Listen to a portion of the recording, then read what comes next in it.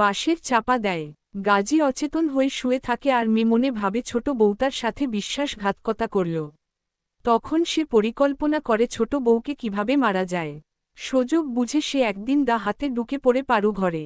পারুলকে জোরে কোপ দিতেই বড় বউ বকুলের দায়ের কোপে গাজী নিজেই চিত হয়ে পড়ে যায়। ছোট বউ পারুল বড় বউ বকুলের হাত থেকে কেড়ে নিয়ে সব দোষ নিজের কাঁধে নিয়ে বড় বউ বকুলকে জোয়ান গাজীর হাতে তুলে দেয়। পুলিশ ছোট বউ পারুলকে ধরে নিয়ে যায়। শ্রেষ্ঠাংশে সম্পাদনা অভিনেতা অভিনেত্রী ভূমিকায় টি.এম. শামসুজ্জামান গাজী, ইবাদত মোল্লা, শাবনূর, পারুলরিয়াজ্জান গাজী, মৌসুমী, কুলপ্রাণ, রায়মাস্টার, চিত্রলেখা গুহকেরামতো, মাওলা, খায়রুল আলম, সবুজ, ওয়াহিদা মল্লিক, জলি, মাসুদ আলী খান, নিবারণ। সঙ্গীত সম্পাদনা মোল্লা বাড়ির বউ, ইমন সাহা।